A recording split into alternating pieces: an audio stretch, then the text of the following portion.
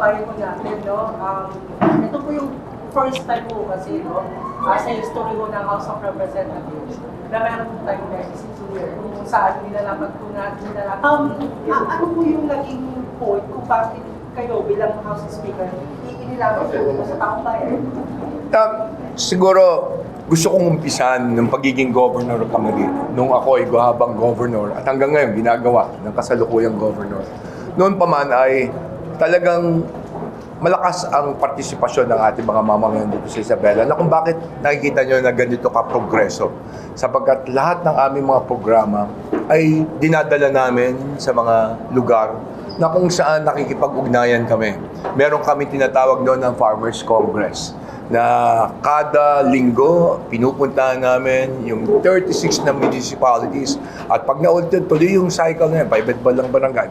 Ngayon nakikita namin kung gaano kalaga, katulad na sabi ko nga, nung nag-umpisa ang talakayan tungkol sa anti-political dynasty, gusto namin malaman, syempre yung sentimento rin ng ating mga kababayan kasi meron yung pro ng anti-political dynasty pero marami rin mga lugar na at least ayaw nilang gawin sapagkat nakita nila na maganda rin po. So lahat narinig natin lahat ng Panginoon.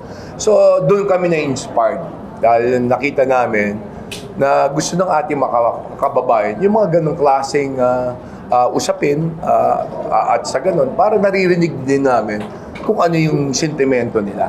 Kaya ito na yan. Kaya ito ay una-una. Kaya naman nung naisipan ng ating kongreso, ng ating bagong kongreso, na gawin ito, sa tingin ko napakaganda sapagkat total ang tanging layunin ng ating kongreso at ng ating mahal na Pangulo ay talagang ma-address yung mga kinakailangan ng mga batas na susuporta lalong-lalo na sa pag-angat ng kabuhayan ng ating mga nakakaraming Pilipino, kapwa Pilipino. Speaker, possibly mo pa pagtapos niya, makabuo pa kayo ng panibagong batas? Syempre maraming mangyayari dito sa araw na to sapagkat maririnig natin kung ano pa yung mahalaga na kailangan talakayin natin. Meron ding ihahain tayo na ating maisinusulong ngayon siguro para lalong maging mas maganda yung ating mga sinusulong ng mga panukalang batas ay marinig din natin. Nakita natin, ang dami mga nanay na nandyan, may mga estudyante. Iba't ibang mga sanga ng ating lipunan nandito para makinig at malamang marami rin silang maibibigay na inputs para lalong maging makabuluhan ang isang panukalang batas na isinusulong ng 20th Congress. Sir, sabi ba itong legislature, marami mga Pilipino ang nagtrabaho ng Congress o ng mga batas natin? Oo, kasi ang alam nilang lahat, syempre nakikita nila kami ay nandun, nasa legislative at yun ang ginagawa. Kinakatawan ng iba't ibang mga distrito sa buong magmula sa Luzon, Visayas at Mindanao.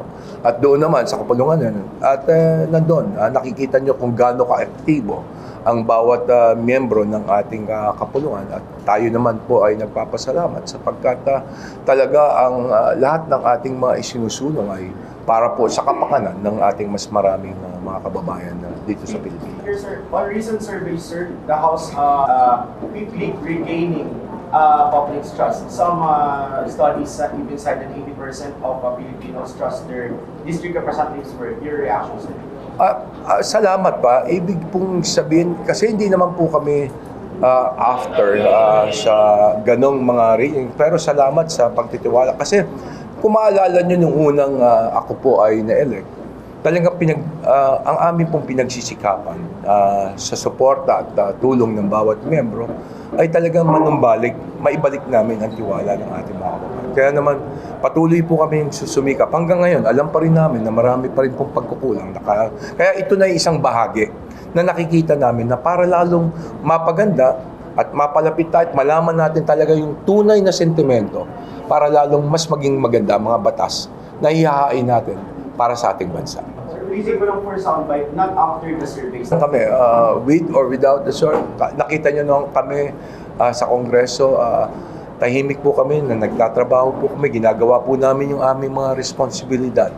At nakikita namin kung ano yung mga priorities na aming dapat isulong sa bagong Kongreso. Sir, the Speaker, regarding naman dito sa sikat, sa sinabi ni Congressman Ferdinand Marcos, ano po yung ginagawa or bago na Kongreso?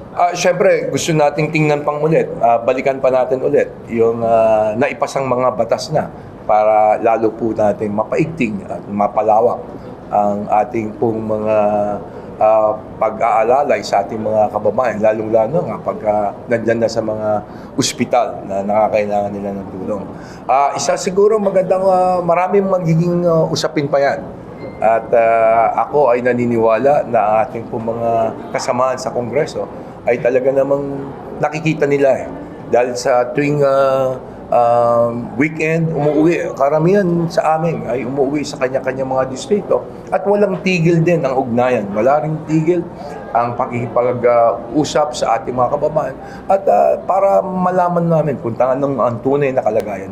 Sir, budget season preparation lang po, sir. Budget season preparation. Maganda yung feedback last year. Kasi na kung may mga bago po bang reforms pa rin na gagawin ng Kamara?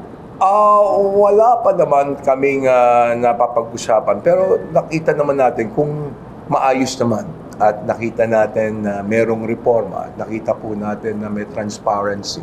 Sa tingin ko, lalo pa natin bibigyan ng mas mga mahalagang mga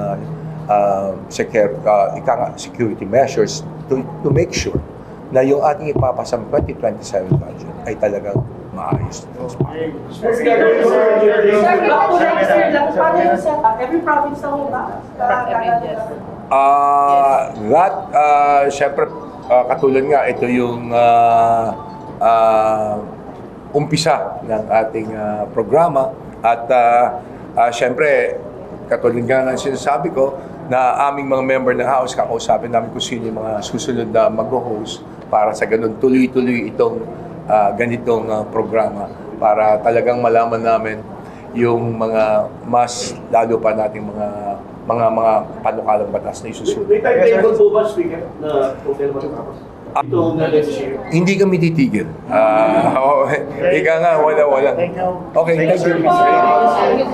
Kami ako. Thank you. Parang sobrang daldal ko. Dapat